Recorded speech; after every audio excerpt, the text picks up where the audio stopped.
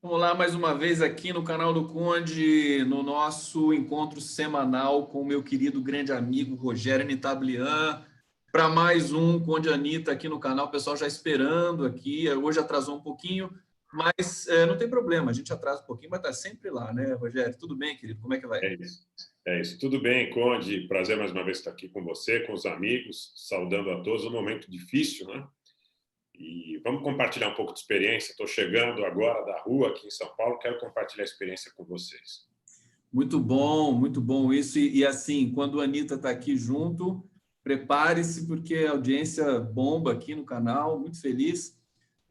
E vamos comentar, porque tem muitas questões hoje importantes no entorno da pandemia global de coronavírus, tem as questões aqui no Brasil, já que você falou da sua experiência aí nas ruas hoje de São Paulo, queria que você passasse para a gente conversou antes, para você, enfim, transmitir aí o que você está sentindo das pessoas nas ruas, o que está acontecendo. É uma grande lição, amarga lição para o Brasil, você ter uma pandemia dessa dimensão agora, com esse governo que nós acabamos tendo a infelicidade de eleger em 2018. Rogério Nitablian está com você. Olha, eu hoje de manhã, ainda como meus filhos foram para a escola normalmente, e a dinâmica do funcionamento da casa, e também em relação à questão do trabalho, funcionou normalmente, eu não tinha a dimensão ainda do aspecto psicológico, né? Do aspecto, claro, é uma questão de saúde pública, mas do aspecto do estado de ânimos das pessoas em relação ao que eu vi agora no período da tarde. Agora, no período da tarde, há cerca de umas 2 horas atrás, aproximadamente, eu verifiquei que as filas nos supermercados, as filas nos checkouts, nos caixas de supermercados, são imensas, pelo menos nas regiões de classe média alta aqui da cidade de São Paulo, e acredito que, por informações que eu recebi, em toda a cidade, recebi até alguns vídeos, né, de filas e de movimentos em outras cidades também do Brasil, que seriam situações análogas a uma situação de um estado de emergência, de um estado que estivesse, vamos dizer, uma véspera de um enfrentamento militar, alguma coisa dessa monta. As pessoas saindo desesperadamente, muito mais do que em relação à situação da greve dos caminhoneiros, filas imensas nos caixas, supermercados, padarias também, e muita gente usando máscara, mesmo sem estar infectado, ou mesmo sem saber, eventualmente, se estaria ou não infectada. As pessoas com muito medo, Conde, as pessoas estão com muito medo, e tudo isso você fez uma introdução excelente em relação à questão dessa conjunção de fatores. Nós estarmos governados por um modelo anticientificista, contra a ciência, contra a pesquisa, contra a tecnologia, contra a educação, e enfrentarmos uma situação que lembra muito aqueles filmes, né? O Walking Dead, o Armagedon. É uma situação pelo estado de ânimos. Agora a gente vai entrar depois no curso da ideia do que é isso efetivamente. Mas as ruas, elas estão com um clima que de manhã já era de alguma forma previsto, mas de manhã para agora à tarde a coisa mudou de figura de um jeito que realmente nos deixa sentindo até mal.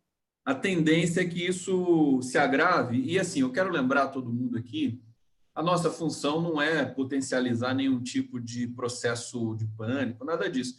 É trazer informação, é tentar apresentar uma informação crítica para todos vocês, tentar tirar, né, um pouco essa questão ideal, porque o coronavírus está sendo politizado nesse momento também no Brasil. Então, tem duas questões em curso, né? A questão é muito complexa, exige muita inteligência, muita liderança para você poder conter. A Itália conter uma epidemia dessa dimensão, a Itália cometeu erros, eles estão fazendo a autocrítica deles lá nesse momento, e aí, o país está completamente parado. Os países europeus, são 26 países europeus que estão proibidos de lançarem voos para os Estados Unidos. O Donald Trump acabou de decretar emergência nos Estados Unidos. Mas vamos por partes. Primeiro, eu queria que você, Anitta, com a sua inteligência, a sua sensibilidade, fizesse um preâmbulo, uma análise global dessa pandemia, e depois a gente fala um pouco mais do Brasil, do Bolsonaro, dessas questões aí transversais e tal, na verdade, para a gente, centrais, mas eu queria que você destacasse, você acompanha o que acontece, por exemplo, o Irã está com problemas muito graves de mortes. Verdade. E o Irã, ele tem uma situação especial, uma situação peculiar, porque muitas lideranças iranianas, proporcionalmente, foram atingidas. Muitas lideranças iranianas e muitas lideranças também do Hezbollah no Líbano. Muitas lideranças do Hezbollah no Líbano contaminadas ou com suspeita de contaminação, algumas fazendo testes. No Irã, as lideranças, membros do parlamento, contaminados. E a gente acha, quer dizer, a priori, nós não temos nenhum elemento para dizer, olha, essa aí é parte de uma guerra biológica. Isso que está acontecendo é parte de uma guerra biológica. Mas não é possível que nós também descartemos. Não é impossível, né? Não é impossível. Não podemos ser levianos, como você falou. A gente tem um compromisso em relação a difundir informação de qualidade com seriedade. Até porque tem um dirigente chinês que acusou os Estados Unidos, né, de terem levado para gente para lá.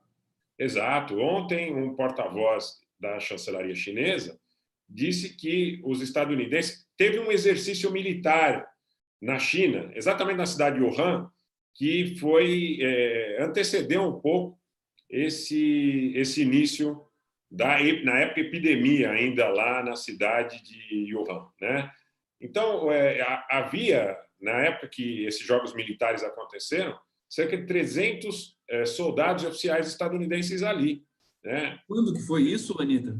Foi um pouco antes, foi alguns meses antes de começar a serem divulgados os primeiros casos. Teve jogos de guerra. Nós estamos falando do segundo semestre, eu não tenho aqui o mês exatamente. 2019, é por ali, outubro, né? Uma coisa assim. Vamos dizer, entre agosto e outubro, tá? Se eu não me engano, setembro de 2019. Então, você teve lá a presença de 300 oficiais e soldados estadunidenses, que, aliás, não ganharam nada nesses jogos de guerra, diga-se de passagem. E eles foi na província? Foi na província? Foi na província. Foi na província de Wuhan? É complicado. Olha, então, o que ontem, inclusive, foi aventado por parte desse porta-voz da chancelaria é que ele não descartava a possibilidade, que é uma coisa que pode ter dupla interpretação. Tanto ele pode dizer que esse vírus foi levado plantado, como ele pode dizer que esse vírus foi levado com um portador do vírus. Não, e a gente sabe, inclusive Paulo Nogueira Batista Júnior, que morou em Hong Kong um tempo, em Xangai, desculpa, ele estava dizendo que os chineses são muito cuidadosos com essas declarações com relação a possibilidades internacionais, diplomacia chinesa, tem esse cuidado, eles são um pouco rigorosos. Então, para um dirigente chegar ao ponto, eu achei muito atípico, realmente, ele dizer isso, ele ter dito isso dessa maneira. Mas, desculpa, Anita. Olha, Conde, e o chinês, de um modo geral, ele tem uma prática na negociação, ou mesmo nos jogos diplomáticos, nas negociações comerciais. Muitas vezes eles depreendem o que você espera, ou eles imaginam que depreendem o que você espera, e eles não exteriorizam qual é a posição deles, qual é a impressão deles. Você vai fazer um negócio. Essa é uma característica geral. Claro que existem exceções, ele não pode generalizar, mas se você vai fazer um negócio... Sim, você vai fazer, é cultural, é um dado cultural. Você leva uma proposta e diz aqui, está aqui uma minuta de um contrato para você analisar. Se você quiser fazer alguma observação, você faça essa observação. O brasileiro, em geral, ele responde essa minuta fazendo observações, marca, sublinha, questiona. O que ele faz? Geralmente, quando ele não está convencido do contrato, ele te pede mais tempo para analisar, ou, eventualmente, ele descarta o contrato se não estiver contente, sem dizer por que ele descartou o contrato. Porque eles são... É uma questão cultural. Eles procuram, muitas vezes, ter a certeza do que aconteceu efetivamente, muitas vezes não exteriorizam o que eles conseguiram depreender, isso em relação à questão, inclusive, da cena, da dinâmica da diplomacia. Aquela que já virou, é real, mas virou anedota já, quando perguntaram para um dirigente chinês o que ele achava da Revolução Francesa, e ele disse, é cedo para dizer. Né? Exatamente. É a característica deles, né? Virou... uma característica, inclusive, da diplomacia. A reação, muitas vezes, se eles estiverem convencidos, né? Então, é até um dado atípico, o fato da chancelaria, um porta-voz da chancelaria, ter aventado a possibilidade de que o vírus tenha chegado por intermédio dos estadunidenses. Geralmente, eles avaliam a situação e mesmo que eles tenham uma ação de represália ou uma situação de uma contraofensiva de qualquer monta, eles não costumam exteriorizar. É uma coisa muito mais fechada, é uma coisa culturalmente muito menos espalhafatosa do que a gente tem aqui. Anitta, deixa eu te pedir um favor, daqui a pouco eu vou ler o bate-papo, o pessoal está comentando, está fazendo pergunta aqui já, mas antes eu quero realmente voltar para essa rodada inicial do quadro global. Hoje você falou um pouquinho do Irã, falou do Hezbollah, informações importantes que não estão aí na ordem do dia. A cobertura jornalística tem uma chance de se redimir e começar a trazer um trabalho profissional e isento, porque é uma questão de saúde pública global, gravíssima, mas vamos ver se eles vão ter a capacidade. E é um problema, Anita Brian, que exige uma organização, uma liderança muito forte, uma transparência por parte dos institutos que vão coordenar. Né? A informação é o dado mais importante. Você vai combater o alastramento do vírus e o pânico das pessoas, que é um outro problema, através de informação de qualidade, que eu já vi que não vai acontecer no Brasil, mas isso é para o bloco seguinte. Mundo, vamos passar um pouquinho pela Europa e pelos Estados Unidos, que eu sei que você está acompanhando de perto também essas questões. Você veja, por exemplo, a questão da Itália, né? Para a gente migrar para o continente europeu, outra situação que é bastante curiosa, no mínimo, né? Porque a gente tem que avaliar com muito cuidado, é o dado de que você tem o início do foco mais expressivo, da crise maior dentro da Itália, que parte da Lombardia. O que você tem na Lombardia? Na Lombardia você tem centros de distribuição muito importantes de mercadorias chinesas para o continente europeu. Será uma coincidência? Será que nesse fluxo, porque existia um fluxo muito grande de trânsito de pessoas, de trânsito de produtos, em relação a essa questão China e Itália. China e Itália, inclusive, muito fortemente, quando os chineses começaram a ingressar no continente europeu, eles elegeram a Itália um parceiro preferencial. Tinham projetos em Trieste, por exemplo, importantes. Eles tinham projetos importantes em toda a região do Vêneto, toda a região nordeste da Itália. E os focos mais expressivos eles começam na Lombardia.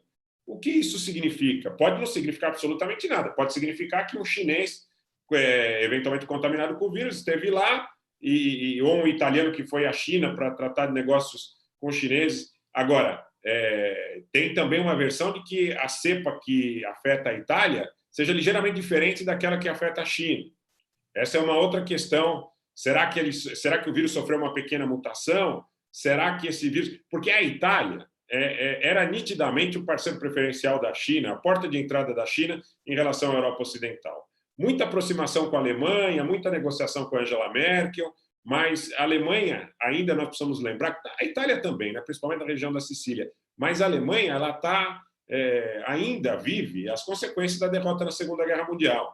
Tem muito interesse estadunidense ali dentro, bases militares, tem muitos soldados, muita inteligência estadunidense. Inclusive, Conde, um pequeno detalhe, mas que tem um encadeamento, recentemente na Suíça, estão movendo um processo que diz respeito a uma associação da inteligência estadunidense com a inteligência alemã que teria feito espionagem em 122 países, utilizando, inclusive, parte dessa ação teria partido do território suíço. Então, a Suíça, autoridades suíças, pedem investigação a respeito desse caso. Tem uma delicada beça em relação à questão de foro e tudo mais.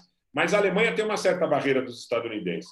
A Itália, ainda que tenha essa barreira, talvez, por não ter a mesma representação em relação à economia, em relação ao peso político, à importância política na União Europeia, tem mais acesso por parte dos interesses comerciais da China. E o foco na Itália ele começa onde? Começa na Lombardia. Não parece curioso? Agora, deixa eu só acrescentar uma informação.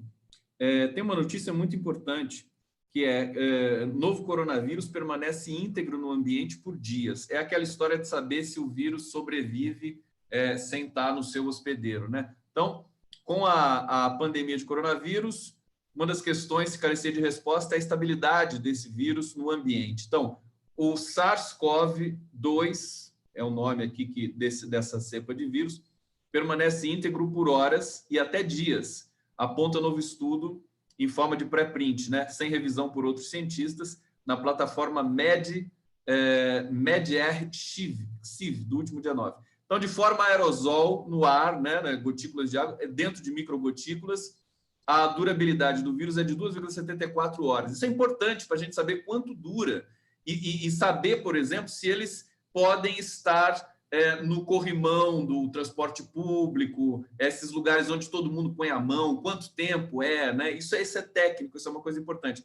Então, isso equivale a dizer que a quantidade de vírus chegaria a 1% da hora inicial até 18 horas. Mas tem o dado seguinte, sobre superfícies como papelão, aço e plástico, a quantidade de partículas virais demoraria até 4,4 dias para chegar a 1/100º da inicial, respectivamente. Então, ele tem uma durabilidade preocupante nos produtos, e é o que você está falando aí da região da Lombardia, que traz produtos chineses, que, obviamente, deve ter sido aí o grande epicentro europeu de propagação.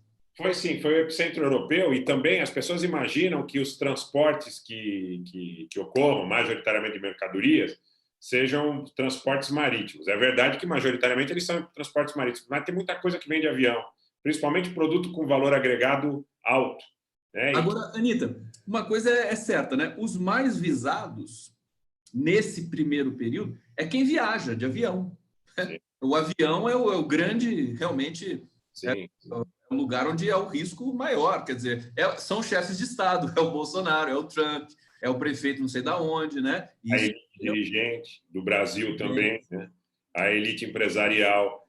A gente sabe aqui em São Paulo de muitos casos, tanto que você tem aí, não é só o fato de ser um centro de excelência ou de referência ao Hospital Israelita Albert Einstein, também é um centro que conta com médicos extremamente aptos, especializados, gabaritados, não é? Mas também tem o aspecto de que a procura pelo Albert Einstein ela foi majoritariamente pessoas que viajaram para a Itália, pessoas que viajaram para a França, pessoas que viajaram para a própria China, né? E tem procurado o Hospital Israelita Albert Einstein para, no caso de sintomas. Teve recentemente, quando um caso, não sei se você chegou a acompanhar, inclusive eles chamam aqui, é inusitado, né, de influencer, eu não sei porquê, mas de uma influencer aqui, que fez uma festa que a família, a irmã, fez uma festa de casamento, e que os convidados todos, parece que em grande número de convidados ficou infectado. Não sei se você acompanhou essa notícia. Eu acho que não é uma atriz. Eu acompanhei por alto, não pude ir a fundo nessa questão, mas, desculpa, continua que eu vou procurar aqui. Então, Gabriela Pugliese. Pugliese, exatamente. Ela é uma influencer. É uma socialite, alguma coisa assim, né? Desculpa, não te ouvi. Uma socialite? Assim, é uma cópia da socialite, né? Na verdade, ela foi lá, se desenvolveu. Subcelebridade, né? Uma subcelebridade. Subcelebridade. É um genérico das madames lá do shopping que a Rosângela... Mas o que efetivamente ocorreu nessa festa aí, Anitta? Porque eu vi por alto, não vi detalhe. As pessoas estavam muito próximas, havia uma aglomeração, estavam muito aglutinadas, ali estavam muito próximas. Tem algumas fotos aqui também, depois eu vou te mandar. E aí, o que acontece? Você estava lá, não? Então, a Anitta está falando do jeito... Não, eu tenho fotos aqui. Não, estava. Foi na Bahia essa festa. E aí, o que acontece? Essas pessoas, elas, quando voltaram da festa, muitas delas acharam que estavam de ressaca, que estavam ali, que tinham bebido demais, enfim. E depois constataram, inclusive a própria Gabriela Pugliese, né, divulgou lá no Instagram dela que ela está com coronavírus, né? E foram procurar o Hospital Israelita Albert Einstein, muitos convidados dessa festa. Então, tinha coisa lá, no primeiro momento, de não revela, não revela quantos são, quantos não são. Depois, tentaram, de alguma forma, mitigar, né? Mas é muita gente. Anitta, deixa eu ir para o bate-papo agora, ver aqui o que o pessoal está falando. Vani Franciscato Gebin está dizendo, indicação chinesa, tenho filho lá. É usar máscara, sim, fora de casa. Só que precisa tirar ao chegar em casa e deixar secando ao ar livre, ir trocando. E ela manda corações para a gente aqui. Rômulo Thompson é nutricionista fitness da modinha. Tá, quem que é a Pugliese? Beleza, obrigado, querido. Laura Teles, Itacaré, Bahia, aqui presente. Nelia Amorizio, dizendo, importantíssimo grau de imunidade de cada pessoa. Tem de manter o sistema imunológico bem fortalecido, além de todos os demais cuidados de higiene e de contato. Robson Hilário dizendo, o pessoal dos Correios corre risco de contágio. Gente, a gente já vai entrar nesse ponto, tá? Mizik Didende, dizendo, bonsoir, boa noite, caríssimos Conde e Anitta Blian, boa noite a todos aqui do canal do Conde, saudações, axé democráticos e laicos, saúde. Obrigado, gente. Anitta Blian, vamos para o Brasil, porque aqui tá um pandemônio, aqui não é uma pandemia, aqui é um pandemônio, porque tem muita gente, o governo é muito incompetente, é muito oportunista, essa suspeita de o Bolsonaro ter contraído, né? O Weingarten contraiu, deu positivo lá, aliás, é a única coisa positiva do governo, né? O Weingarten. Eu queria ser jornalista, viu? Olha o alto falho, né? Porque eu sou linguista, né? Eu não falho de jornalista, mas eu queria ser jornalista que cobre Brasília, Anitta, para chegar ali naquele chiqueirinho e fazer assim para o Bolsonaro. E aí, positivo? Fazer assim para ele. Ele não faz palhaçada com o jornalista, a gente podia devolver para ele também. Tá ok. Eu senti, eu estou percebendo que o Bolsonaro está tratando a questão do coronavírus agora do jeito que ele sabe, que é o jeito oportunista de produzir energia digital do ódio, do fascismo, e já mobilizou as redes, as hashtags já subiram muito fortes. A incerteza sobre o seu estado real de saúde faz parte desse cenário. Queria que você comentasse para a gente esse tema aí. Exatamente. Eles trabalham com a desinformação e com o desarrazoar do debate. Então, tudo que eventualmente gera incerteza, tudo que gera frases feitas, tudo que gera um debate bem raso, magrinho, bem curtinho, é com eles mesmos. Então, eles declararam, muito provavelmente, para a Folha, né? Porque diziam assim, porque o problema deles é com a Globo. Eles têm um problema ali com a Folha de São Paulo, né? Talvez em razão da divulgação das notícias lá da CPMI das fake news, a história da Patrícia Campos Mello e tudo mais. Muito provavelmente ele quis colocar a Folha numa fria para que a Folha pudesse repercutir e para depois ele dizer que não, a Folha está aí com fake news, essa coisa toda. Né? Virou uma rusga mesmo. E quem mordeu a isca foi o outro jornal, foi o Dia, e os jornais de esquerda. Né? E também a Fox. A Fox nos Estados Unidos. Né? Porque o Eduardo Bolsonaro parece que repercutiu, inclusive teve um desmentido da Fox agora há pouco, dizendo que não, que o Eduardo Bolsonaro confirmou para a Fox que o Bolsonaro estava com coronavírus, que tinha dado positivo, e depois ele teria entrado em contato, segundo a Fox, com a Casa Branca e teria retificado a informação. Eu acho que o Bolsonaro provavelmente não nesse momento, a minha impressão, não deve estar contaminado. Não estou dizendo que o Weingarten também não esteja, não quero também. É o que nós sempre reiteramos, né? Não podemos ser leviano, né? Uma coisa que a gente acha e outra coisa é o nosso compromisso com a seriedade de levar o debate com qualidade. Mas tudo é possível num governo que privilegia a mentira, o diversionismo, o truque. Então, eu acho que, claro, ele se vitimiza dessa forma, né? As pessoas, hoje também, falando em relação ao relato do cotidiano aqui em São Paulo, quando eu fui abastecer o carro, era mais ou menos por volta da hora do almoço, entre a confirmação e o desmentido, alguém dizia, né, um perfil assim, aquele perfil completo da bolsonarista, né, sem nenhum tipo de preconceito, mas era um tipo perfeito de bolsonarista. Ela dizia para o frentista no posto de gasolina do lado do meu carro, graças a Deus, em nome do Senhor Jesus, o presidente não tem nada. Né? Então, quer dizer, virou uma coisa assim de exaltação, né? Como dizendo... Não tem nada na cabeça também. Não. Assim, assusta, né? Às vezes assusta. Era quase que ela me procurou com os olhos para ver se eu confirmava ou não, mas aí eu dei aquela olhadinha para o outro lado, providencial, né? O frentista reagiu, não? Não. Uma cara sem graça, imagino eu, né? Acho que ele ignorou e continuou trabalhando. Para ele, acho que não dizia absolutamente nada. Mas era aquele perfil que, certamente, se a manifestação do dia 15 existisse, estaria lá, fanática, tremulando bandeira. Com certeza. Porque ela falou num estado de ânimo, de júbilo. Em nome do Senhor Jesus, o presidente está livre, ele não tem nada e tal. Então, você já imaginou esse tipo de gente, né, que é o núcleo duro do bolsonarismo que a gente fala, se a Folha de São Paulo, por exemplo, remarca, Bolsonaro está contaminado. Depois ele vai dizer, a Folha de São Paulo está desejando meu mal, fake news e tal. E aí essa galera vai entrar logo em seguida dizendo, Bolsonaro, herói do Brasil, né, sendo atacado, estão desejando o mal dele, querem que ele morra, tal, pela mídia comunista. Mas dessa vez a Folha e os outros jornais foram prudentes, eles já aprenderam. Quem não aprendeu ainda foram as mídias alternativas. A busca pela audiência, né? É uma coisa terrível isso. Pois é, a gente tem que tomar um cuidado danado, né? É a mesma coisa que eu falo em relação, por exemplo, à questão das laranjas e bananas. Um negócio que eu queria muito comentar, eu acho que tem um encadeamento, ainda que não seja diretamente ligado à questão do coronavírus. Essa semana eu tive um encontro fortuito com uma pessoa que está investida num cargo importante aqui no estado de São Paulo, que foi minha colega lá atrás, nos tempos de universidade, né? E ela me interpelou: você está na rede social, você está defendendo esses caras, você está... É bolsonarista fanático, apesar de ser do PSDB.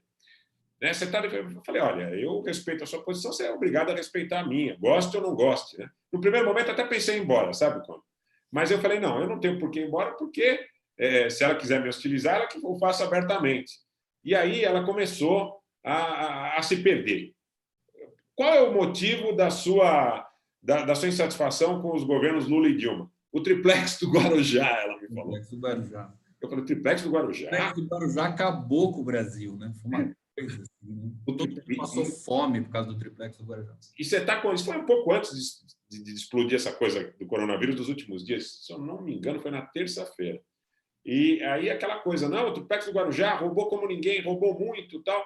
Eu falei: o problema do Brasil, então é o triplex do Guarujá. Eu falei: as reservas cambiais, né? A parte do caso do triplex do Guarujá é uma aberração, mas as reservas cambiais altas, o Brasil crescendo, o PIB crescendo a 7,5%, o Brasil com política externa altiva e ativa. Eu falei: não te incomoda o Brasil como colônia dos Estados Unidos? Isso depois que passou aquele primeiro afã de sair embora, né?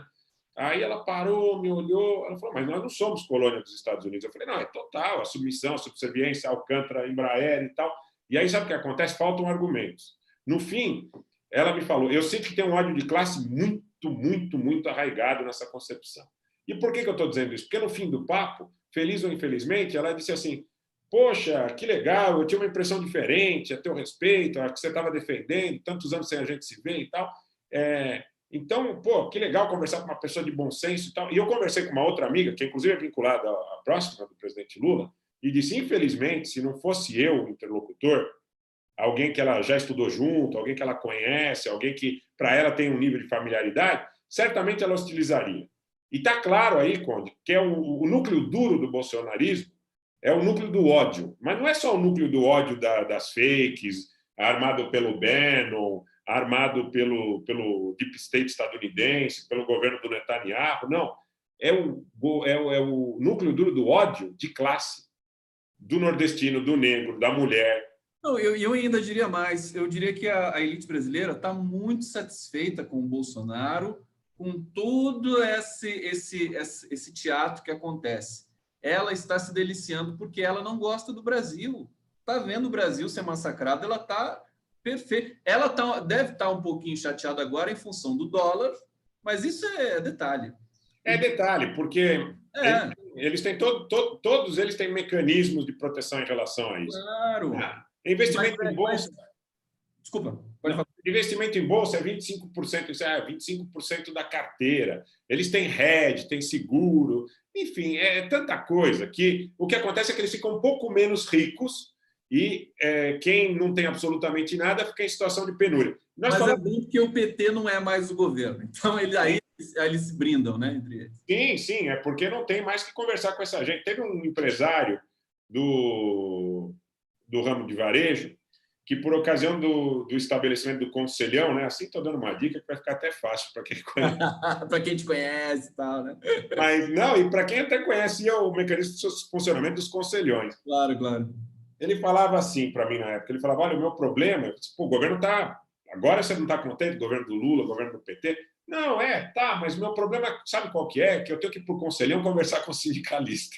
Não, essa é aquela questão, realmente é questão de clássica, é ódio mesmo, não tem jeito.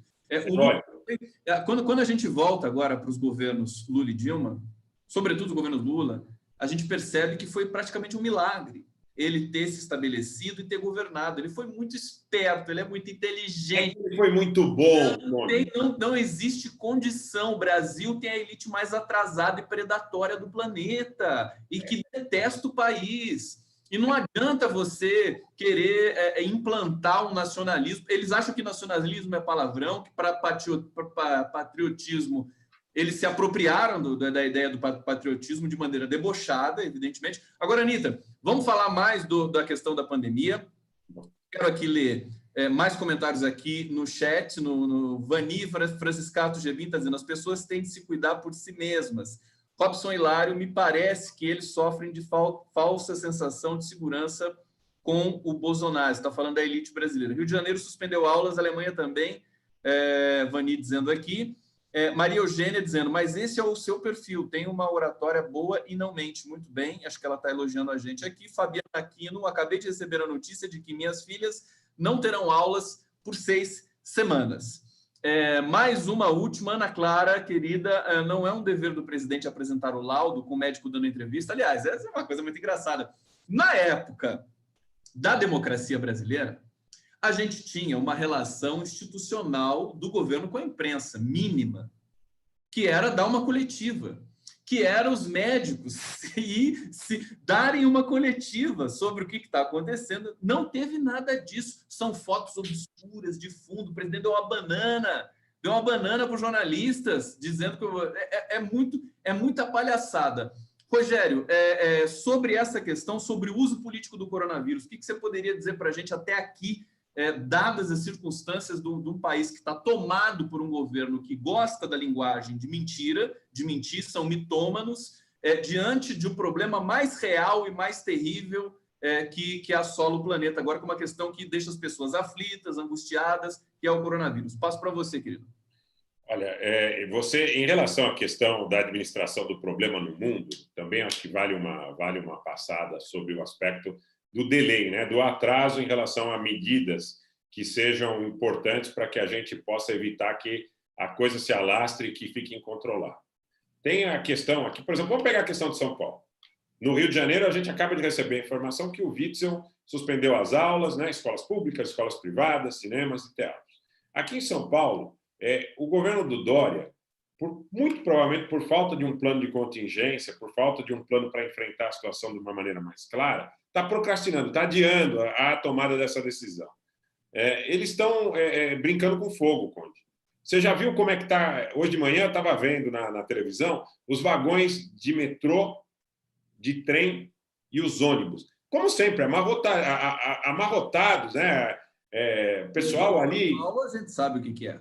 Igual sardinha espremida dentro dos vagões dos trens, dos ônibus, do metrô, um ambiente ali propício à proliferação, sem absolutamente nenhum tipo de controle. Quer dizer, nos aeroportos não tem controle em relação à chegada de imigrantes, não tem controle em relação à chegada de brasileiros, não tem controle de nenhuma monta em relação a nenhum aspecto, por exemplo, em relação aos grupos de risco, em relação aos médicos, em relação aos professores, em relação aos profissionais de saúde de um modo geral. O que eles estão esperando? Nós não podemos gerar pânico. O Dória está dizendo, não podemos gerar pânico. Nós temos que deixar a economia... Deixa eu só fazer um comentário. Essa ideia, não pode gerar pânico, e aí você retém a informação, quer dizer, isso aí é crime para mim. Claro que é crime. Está contaminando gente aí, porque, claro, você tem grupos de risco maiores. Você tem pessoas que têm doenças de base, você tem pessoas idosas, você tem pessoas que têm a imunidade mais baixa. Então, o que você está fazendo em relação a essas pessoas? Porque não necessariamente elas estão ali, mas os agentes que vão interagir com elas estão, muito provavelmente, naquele transporte. Né? Seja o médico, seja o enfermeiro, seja um cuidador, seja um parente, seja um filho, seja, enfim, um irmão, uma irmã. Estão ali. Né? Estão ali e podem colocar a vida dessas pessoas em risco.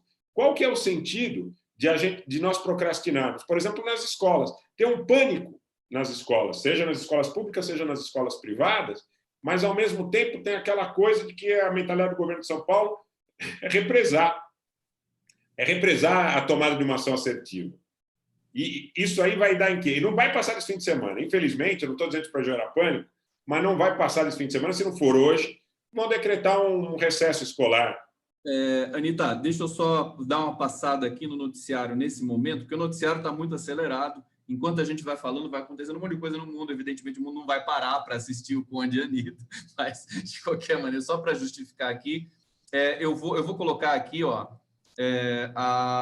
as homes. Deixa eu só preparar aqui vou colocar do El País para todo mundo degustar comigo, que é o seguinte, ó, Brasil tem 98 casos, isso aqui já está defasado.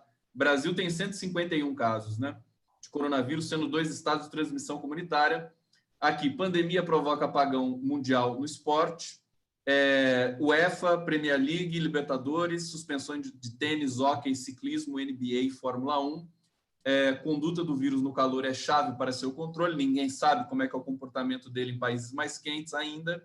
Espanha decreta estado de alarme por 15 dias. Enfim, é tudo tomado. Agora eu vou entrar aqui na Folha de São Paulo. Ó, Trump declara estado de emergência nos Estados Unidos devido ao coronavírus. Aí você tem... Hoje teve uma recuperação da Bolsa.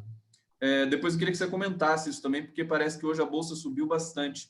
Aqui, uma notícia nova do Estadão. Moro deve autorizar internação e quarentena sem decisão judicial. Só para lembrar o que está acontecendo no mundo. Quer dizer, na Itália, se a pessoa for pega na rua sem um documento que a autorize estar na rua para fazer alguma coisa, ela pode pegar 3 meses de prisão. Porque na Itália isso virou um protocolo deles ali para tentar controlar. Eu quero chamar a atenção o seguinte, Anita, inclusive para prestar, eu estou sempre pensando, aproveitar esse instrumento que a gente tem, que são as lives pelo YouTube, e justamente para as pessoas gerenciarem esse medo, esse pânico. Evidentemente, não tenho a pretensão de tirar o pânico das pessoas e nem de colocar mais pânico, mas para ter acesso à informação de qualidade crítica. O noticiário foi tomado pelo coronavírus. Ele tinha despejado, inclusive, o Bolsonaro, e aquelas mentiras e aquelas notícias bobas, despolitizantes do Bolsonaro, tinha ido para segundo plano, e a gente entrou numa nova safra de noticiário que exige uma resposta da sociedade. Ou seja, a gente estava melhorando. O que aconteceu?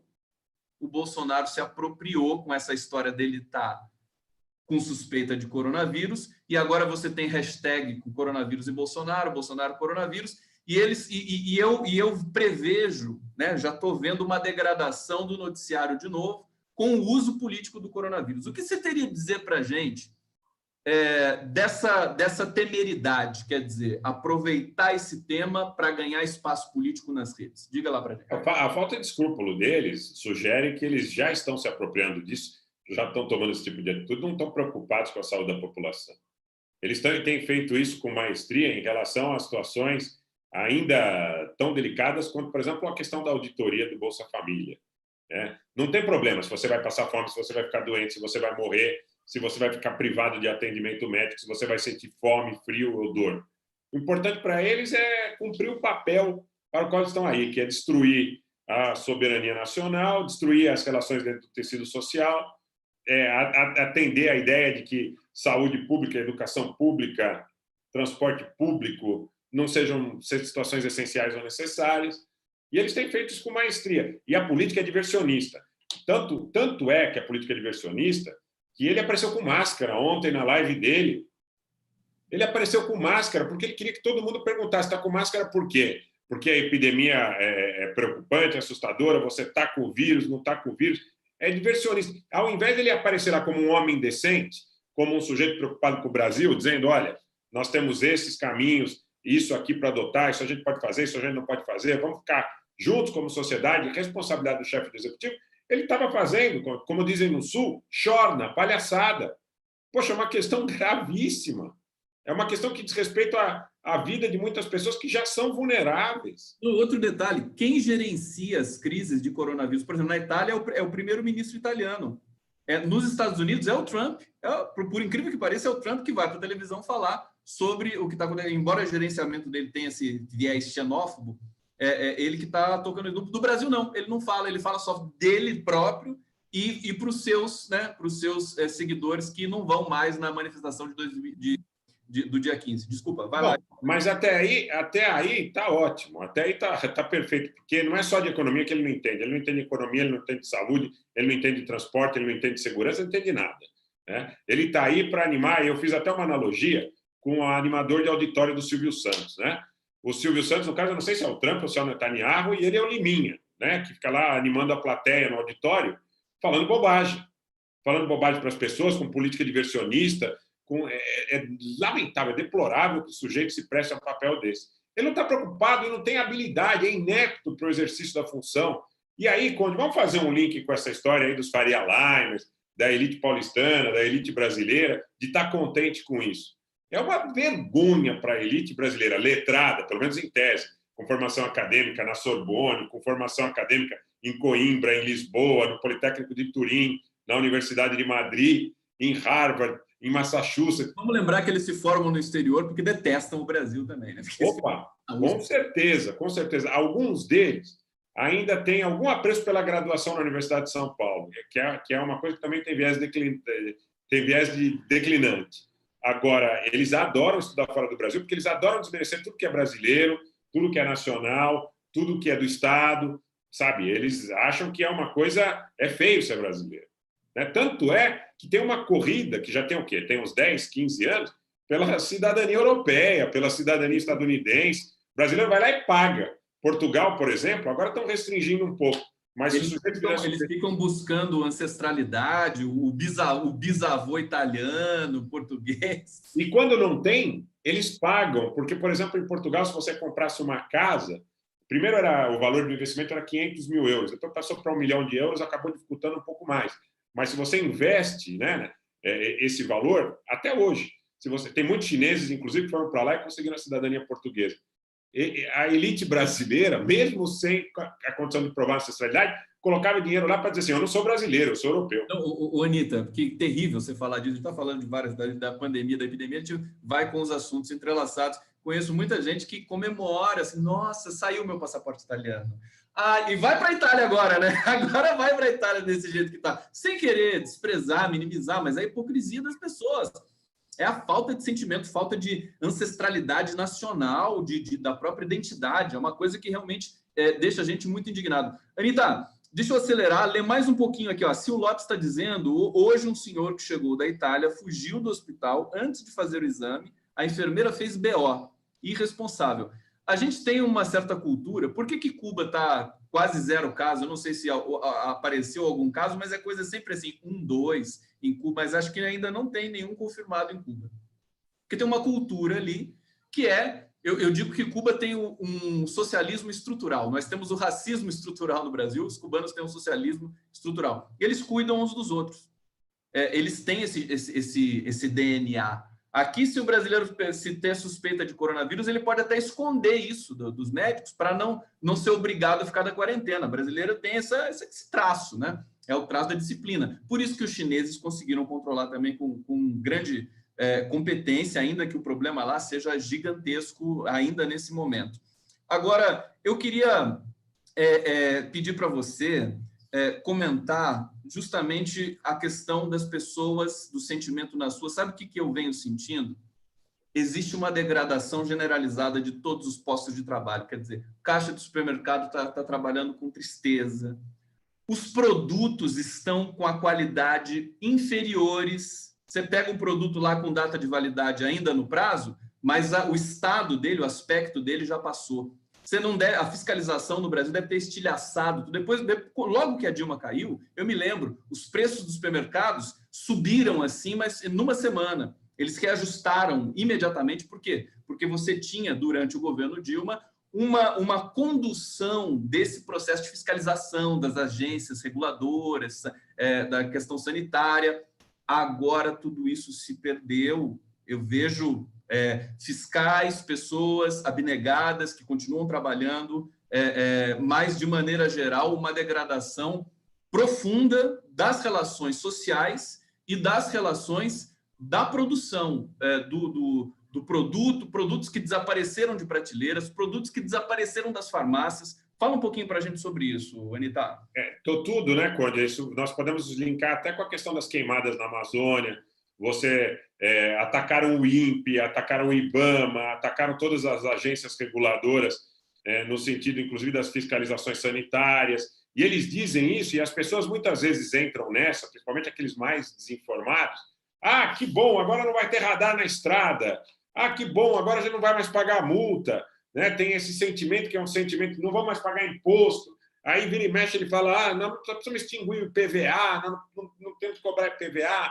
Não, sabe, como se fosse um handicap, como se fosse uma qualidade do governo dele, dizer, olha, eu não vou estabelecer disciplina para a sociedade. Você acabou de citar o exemplo exitoso de Cuba em relação ao controle, até aqui, dessa situação do coronavírus. Você tem um sucesso relativo até aqui da China com notícias de que os índices de contaminação vêm declinando, em função da disciplina e do aspecto da unidade nacional e popular contra a disseminação do vírus. E aqui tem essa cultura, infelizmente, que o Bolsonaro ele tem uma habilidade incrível para fomentar e para explorar também, de alguma forma, que é deixa eu resolver a minha vida, sem que as pessoas percebam que estão dando um tiro no pé. Ah, eu não quero pagar multa de radar de estrada. Bom, aí é o seguinte, amigo, você vai viajar com seu pai, com sua mãe, com seu filho, com a sua filha, com a sua esposa, com seu marido, e vai colocar a vida dele em risco. Você acha que você está ganhando com isso? Ah, eu não quero que tenha controle sanitário em relação aos alimentos, porque isso vai baratear os alimentos, as empresas não vão investir como eles gostam de dizer, em mimimi, né? E aí você vai provocar o quê? Intoxicação alimentar, você vai provocar as pessoas ficando doentes, as pessoas recebendo produtos que não estão de acordo com o que está elencado no rótulo. A gente acabou de ter aquele escândalo da cerveja Becker, não me lembro, várias coisas, né? Pessoas morreram por causa de um processo químico ali. Isso é redundante da degradação do processo de fiscalização da questão sanitária no Brasil. Tem aqui a Maria Eugênia está perguntando, acabaram com as agências reguladoras? Não acabaram, mas precarizaram. Eles aparelharam, o IBAMA está aparelhado, a FUNAI está aparelhada. Aí eu sempre ressalto, Anitta, o seguinte, você tem os terceiro, quarto, quinto escalão, concursados públicos, que continuam abnegadamente, com medo, evidentemente, porque tem um governo vingativo, mas eles continuam tentando segurar a onda, proteger os indígenas, proteger as comunidades LGBT, as assistentes sociais pelo Brasil inteiro. O governo detesta assistente social, porque assistente social vai lá e politiza e explica socialmente para as pessoas, para as famílias, como prevenir, por exemplo, estupro, violência contra a mulher e tudo mais. A gente teve um recrudescimento de todos esses dados. Quer dizer, o coronavírus não, né? É um elemento que vem, e eu estou surpreso até agora de realmente não ter ainda essa explosão que todos os médicos estão prevendo aqui no Brasil. Aliás, comenta isso, Rogério. Eu acho que já tem, Conde. Eu tenho a impressão que já tem, e eu acho que tem esse atraso, tem esse delay, que tem esse atraso na divulgação e na tomada de medidas de caráter de controle preventivo, principalmente no estado de São Paulo. Porque o estado de São Paulo, em razão até de ser o estado mais rico da federação, é o estado que tem o maior trânsito, pelo menos até poucos dias atrás, o maior trânsito de pessoas em relação às áreas de risco. Então, você tinha gente que foi para a China, tinha gente que foi para a Itália, tinha gente que foi para áreas, para a Coreia, para o Japão, para áreas que têm um grande índice, um número grande de pessoas contaminadas. E essas pessoas chegaram aqui em São Paulo. A primeira, você há de se lembrar, ela testou no Hospital Albert Einstein e foi mandada para casa. Exatamente nessa linha. Imagina se não fosse alguém, né, que tivesse a condição daquela primeira pessoa que foi infectada. Era um empresário de 61 anos, que ele chegou lá e... Eu ouvi o seguinte, tá? Também não tenho confirmação material disso, mas eu ouvi de uma fonte que eu atribuo o dado de que seja uma fonte fidedigna, o seguinte aspecto, que ele teria sido convidado a ficar e que ele teria dito, não, mas eu estou bem, eu me trato em casa. Ah, tá bom, então fica em casa, mas não sai de lá, tá? Então, quer dizer, imagina se fosse um qualquer do povo, né? Se fosse um qualquer do povo. Nada contra, eu sei que é um drama pessoal também, poxa, grande. Agora, Anitta, existe um problema, assim, quem paga essa conta da incompetência? A China deu um show, que eles lá têm certos valores que não nos são familiares ao Ocidente. O Ocidente cometeu esse mico, que começou pela Itália e pela Europa, e agora a gente tem que segurar a bronca aqui no Brasil, que está em terra devastada, o que seria um coquetel absolutamente catastrófico. A gente torce para que haja alguma sorte, né? Rezar, né? Acho que o Brasil hoje é um pouco isso. Aliás, o Bolsonaro já tinha dito alguma coisa assim, não, reza, né? Reza, o coronavírus não vai, o coronavírus é comunista, acho que o Weintraub falou isso, que o coronavírus é comunista. Mas o fato é que as pessoas, como você viu hoje nas ruas e como eu já estou vendo, no próprio interior do país, você já tem um clima que é um clima de muito pânico, de muita paralisação, que eu acho que é um outro problema, um problema de psicologia social, está associado com a questão biológica do vírus, do temor, mas as pessoas têm a faixa etária acima de 60 anos é alto risco. Nós temos em São Paulo 7 mil moradores de rua que são a faixa de alto risco coronavírus. Imagina se eles... E o clima vai começar a esfriar daqui a pouco no Brasil, que o que dizem as pesquisas é que é um clima mais favorável para o alastramento do vírus. E nós temos também o sistema carcerário brasileiro, que também vive nas piores condições de higiene que nós conhecemos pelas matérias que vão sendo publicadas já há muito tempo. Queria que você falasse para o público aqui como proceder. Diga, querido. Você sabe o que o bolsonarismo pensa, né? Dos moradores de rua, dos presidiários. Não fica feliz, né? Mata tudo, né? Eles querem isso, né? Uma das primeiras pessoas que eu eliminei do convívio social mais próximo, a questão de uns já 6 anos atrás, na época da campanha de reeleição da Dilma, foi um sujeito que disse que deveriam usar, acho que eu já comentei isso aqui, que deveriam usar os corpos dos presidiários mortos para adubo.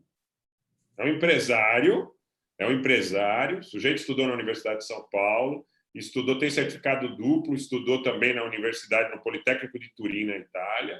É um sujeito que é muito simpático com as pessoas do meio social dele. E aí ele fez uma publicação no Facebook, por ocasião da campanha, ele colocava memes horrorosos em relação à campanha da Dilma, a questão da gasolina, né? Eles falavam que está muito caro, o dólar está muito caro, a Dilma tem que morrer, E era assim, você sabe disso, como é que eram as postagens. E num determinado momento que se falou sobre combate à criminalidade, ele soltou essa. Aí eu digo, não, agora é momento da gente começar a romper com esse tipo de gente, né? Porque a gente sempre tinha uma relação de tolerância, de não, tá bom, a gente pensa diferente, a parte do jogo democrático e tal. Mas quando a gente vê que o discurso vai para essa coisa, tem que matar, tem que queimar, tem que morrer, tem que sofrer, tem que ter serviço, aí você diz assim, não, eu quero essa gente longe de mim. Eu tenho a impressão que para o bolsonarista fanático, né, e para o dogmático, né, voltamos ao período da Inquisição, né, queimar as pessoas nas fogueiras e tudo mais. Vão dizer que a culpa da vulnerabilidade do morador de rua é em razão do fato de que ele não se colocou dentro de um regime meritocrático à altura de receber alguma atenção melhor do que aquela. Eu já ouvi também muita gente falando, em tese, gente que tem alguma formação, pelo menos acadêmica, né? É difícil falar que ética e moralmente tenham a mesma qualificação. Cada um tem o que merece. Cada um tem o que merece. Aí, essa gente que atacou o Drauzio Varela, dizendo que o Drauzio Varela não. Eu tenho certeza que o Drauzio Varela não foi lá. O Drauzio Varela é emblemático porque intimidou. A Rede Globo pediu desculpa. O Drauzio Varela também, acho que não querendo mais amplificar aquilo, mas eu achei de um profundo equívoco se desculpar, porque aquilo era simplesmente esse ódio, esse linchamento do Drauzio Varela é a manifestação clara desse ódio que você está descrevendo aí, dessas elites brasileiras, desse pessoal, desses bolsonaristas, que não é só elite também, a gente tem gente que foi contaminada aí na classe média baixa, trabalhadores que acham que tem de matar todo mundo mesmo. Aquela coisa da polícia militar, política de extermínio, né? É a herança da ditadura que a gente tem, cultural. Exato. E você sabe que o Drauzio Varela, ele vem, inclusive é contemporâneo, né? E vem de uma região ali daqui da cidade de São Paulo, onde ele convivia quando era criança com o Zé Serra, né? Então você vê os antagonismos. Ele teve um drama pessoal na vida dele, o Drauzio perdeu o irmão para o câncer, e aí ele deixou de fumar, ele começou a fazer atendimento para as pessoas que não tinham condição de pagar, isso tem uns 40 anos já. O Drauzio se transformou num cara extraordinário. Ele corre, ele faz esporte, ele vai para a penitenciária para atender, ele atende morador de rua que não tem condição de pagar, sabe? É um baita de um cara, é um baita de um sujeito. A gente tinha que estar batendo palma para ele e exaltando que mais pessoas fizessem esse tipo de situação como algo normal, né? Como algo normal. Agora não, vamos condenar o que ele está fazendo, porque o que ele está fazendo é um crime, porque, lógico, ninguém quer que o transexual que estuprou e violou uma criança fique impune. A gente é totalmente contra esse perfil de dizer que a esquerda defende criminoso, defende bandido. Isso é uma bobagem, isso é uma falácia. Alguém, em sã consciência, vai defender que uma pessoa que fez isso fique impune? Só se tiver algum problema psíquico grave. Agora, o linchamento do Drauzio é uma coisa abjeta, né? É uma coisa covarde, né? Eu acho que é o grande erro que faz com que a gente, por exemplo, não gaste tempo direcionando o ódio, um sentimento tão ruim de vingança para um criminoso que cometeu um crime grave, em vez de produzir soluções para o futuro, para que isso não ocorra mais. Eu me lembrei, eu escrevi um artigo sobre essa questão do Drauzio, do pai do menino João Hélio, que foi arrastado pelo carro de janeiro, porque os assaltantes roubaram o carro, ele ficou preso não sei se você se lembra disso, ficou preso no cinto de segurança, foi arrastado, morreu. Trágico, né? E o pai do João Hélio, quando ele foi perguntado por jornalistas assim, o que ele desejava para esses assaltantes, ele disse: não quero vingança, quero que se faça justiça. O pai da Liana. Oi? O pai da Liana, lembra da Liana? O pai da Liana. Então, não lembro desse caso da Liana, mas você vê que tem gente que tem consciência de que você tem de trabalhar para que aquilo não ocorra novamente com outras pessoas. Não é só pensar individualmente. Esse que é o problema, né, Anita Blian? A direita pensa só individualmente. A esquerda... E a argumentação deles é aquela argumentação tosca. Queria ver se fosse com seus filhos. Leva para casa, não sei o quê. Olha, ninguém quer que aconteça nem com os meus filhos, nem com os seus, nem com os deles, nem com os de ninguém. E ninguém quer também que o sujeito que cometa um crime dessa monta fique impune. Isso é outra falácia. A gente quer uma sociedade organizada para evitar que essas situações sejam no mercado. Sempre, infelizmente, sempre vai existir. Mas a gente quer que elas sejam disciplinadas com rigor da lei e de um Estado eficiente, de uma polícia eficiente, de um judiciário eficiente, de um Ministério Público eficiente, que não julgue processo, que tenha capa, que julgue processo sem capa, porque é o que eles dizem, né? A justiça é cega, né? A justiça deveria julgar todos da mesma forma. Mas não. Eles querem uma justiça que mantenha os privilégios, sob a escusa de que estariam fazendo o melhor para a defesa da sociedade. Essa situação em relação ao Drauzio é primitiva, é deplorável, ele não é juiz. O governo não se manifestou sobre o Drauzio, na verdade, estimulou o linchamento do Drauzio. Os filhos do Bolsonaro, eu não sei qual deles se manifestou contra o Drauzio, assim, no Twitter. Exatamente. Olha só, Anita, último bloco, rapidinho, vou aqui agradecer o público maravilhoso aqui que a gente está tendo no meu canal. Donina Eunice Campos, o gorro azul combinou com sua blusa, coloca de novo. Obrigado, Donina, usei o gorro na live. Maria Eugênia está dizendo, mas reconheço médicos que tinha ele como referência como médico, que dá diagnóstico mesmo. Hoje estão irritados com Drauzio. Vani Franciscato está dizendo, também acho que foi armação do clã. Acho que ela está falando sobre a questão do Bolsonaro estar ou não com coronavírus, ou ficar essa dúvida eterna, agora que vai ficar essa dúvida o tempo todo. Vera Teixeira está dizendo, maravilhosa dupla, só tenho medo de que acabem culpando a empregada doméstica que pegou o vírus dos patrões e viajaram e repassou para os pobres da favela. A Disney foi fechada falando nessa questão da empregada doméstica e lembrando aí o preconceito do Paulo Guedes. Paulo Guedes está indo com um pacote, está pressionando o Congresso com aquele jeito dele que é bastante frágil, vamos dizer assim, politicamente, porque ele não tem lastro político para fazer essa negociação, aproveitando, dizendo que o problema econômico vai piorar muito. Agora, vamos fazer só o link final, Anita, com a questão da economia, porque eu nunca vi o botão do pânico do Bovespa ser acionado 4 vezes em 3 dias de maneira tão vertiginosa. Evidentemente, essa questão do coronavírus, onde as pessoas não... Você tem um problema no trabalho, de ter suspensão de várias coisas pelo mundo. Nós estamos assistindo, a Olimpíada pode ser suspensa. Queria que você comentasse aí a questão da economia e fizesse um arremate aí, porque a gente está chegando no último bloco do programa. Rogério, Anita Blian. Tá legal. Olha, a Bovespa, hoje ela subiu 13,31%, né? Uma das profissões que estavam sendo recomendadas por esses youtubers, ditos youtubers de direita, né? Muitos deles que vendem cursos de educação à distância, nada contra, tem muitos cursos de educação à distância que são efetivamente úteis, bons, legitimamente propostos e colocados para o mercado. Uma das profissões que eles mais gostavam de alardear era a profissão de day trader, né? O sujeito que compra e vende ação no mesmo dia. Então, eles gostavam muito de alardear que isso poderia ser uma maneira do sujeito fazer dinheiro. Ouvi muitos aí durante o período pós-eleitoral durante o início do governo Bolsonaro, a Bolsa de Valores de São Paulo foi lá para perto de 120 mil pontos. Então, o que aconteceu? Nós tivemos sucessivos baques. Eu quero lembrar que a Bolsa de Valores de São Paulo, mesmo com a sessão de hoje, é uma das bolsas que, nesse ínterim, foi mais desvalorizada em relação às bolsas de países que vivem uma condição econômica parecida com a nossa. A nossa moeda foi uma das que mais sofreu. Aí muita gente vai dizer, mas também sofreu a moeda mexicana, colombiana e turca. Mas, com algumas variações, em alguns momentos a coisa ficou um pouco mais parelha, mas o real é uma das moedas mais desvalorizadas com essa crise. Mesmo antes de vir o coronavírus para atravessar o oceano, vir para cá, vir para o hemisfério sul, depois também vir aqui para o Brasil, já havia a deterioração dessa dita bolha na Bolsa de Valores. Agora você teve aí a ameaça de que tivéssemos 3 circuit breakers, né, que são essas paradas da Bolsa, quando ela atinge níveis de queda, que, segundo os entendidos operadores do mercado, necessita que haja uma interrupção para reacomodar e realinhar os novos patamares de preço. Está acontecendo, na verdade, quando, mais uma vez, é o que aconteceu quando a Petrobras, por exemplo, que chegou a valer R$ 47 no final do segundo mandato do Lula, primeiro da Dilma, e depois chegou a 5.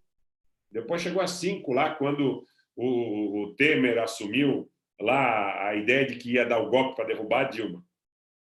O que acontece? Quem vende a 47, isso aí também cabia, melhor, mais do que auditar o Bolsa Família ou auditar essas bobagens, essas fantasias do BNDES, e eles deveriam auditar a dívida pública e deveriam auditar, por exemplo, com relação à Petrobras, quem vendeu Petrobras a 47 e recomprou a 5 em grandes volumes.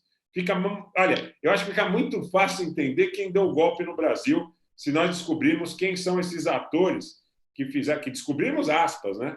As pessoas sabem, a elite brasileira conhece bem esses atores, que são agentes, em regra, externos à democracia, sejam nacionais, sejam estrangeiros. É gente que não está preocupada com o sujeito que investiu fundo de garantia na Bolsa de Valores e que, de repente, tem a faculdade da filha ou do filho para pagar e vai ficar na mão.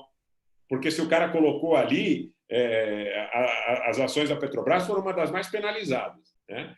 Então, se o cara colocou ali, hoje está valendo R$ 15,40, essa ação, há 10 dias atrás, estava valendo 31, valendo exatamente a metade do preço. Se o cara colocou ali o fruto do trabalho dele de uma vida inteira, 40, 50 mil reais de fundo de garantia, de repente ele se viu com 20, 25, talvez inviabilizando o estudo, a formação de um filho ou de uma filha.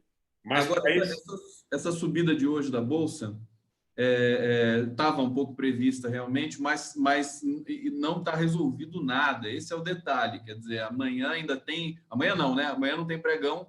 Acho que agora tem a tensão desse processo aí dos Estados Unidos se fechando, vai prosseguir, cancelamentos de eventos pelo mundo. Vamos torcer, vamos estar atentos com a situação no Brasil. Vamos esperar que, de repente, o caso não seja tão grave aqui do coronavírus, mas a gente tem que se preparar para todos os cenários. Eu queria te agradecer, Rogério Entablian, mais uma vez pelo papo, sempre brilhante aqui, e a gente se encontra na semana que vem. Você tem mais atividade hoje? Acho que você vai... Vou fazer alguma coisinha. Mas você vai falar ainda hoje? Tem live do Conde agora ou não? Não, agora não. Eu parei com essa live. Ah, você parou? Vamos fazer o seguinte, daqui a pouquinho eu vou falar no meu canal um pouquinho com as pessoas que tiveram a oportunidade de estar aqui com a gente e aqueles que não tiveram a oportunidade de estar aqui com a gente. Inclusive, vou mencionar o fato que nós temos conversado há pouco e vou conversar um pouquinho com as pessoas em relação a essas perspectivas, inclusive sobre o aspecto da economia, porque eu fiquei muito impressionado com relação a essa corrida das pessoas desenfreada para os supermercados, para o consumo, para a farmácia, para a padaria. Esse é um dado que preocupa, porque pode desorganizar todo o sistema de produção, a economia e o emprego, que já está tão penalizado, a economia brasileira está tão machucada, nós estamos tão fraquinhos. Eu acho que precisamos tomar muito cuidado. Ele não sossega, ele vai sair daqui, vai fazer mais uma live, vai explicar, e eu recomendo e eu vou assistir, hein? Maravilha. Aqui no seu canal. Parabéns, meu querido, sempre brilhante, sempre bom, sempre uma aula conversar com você.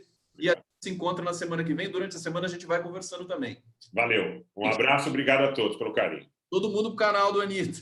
Bora, vamos para lá. Valeu. Valeu. Tchau.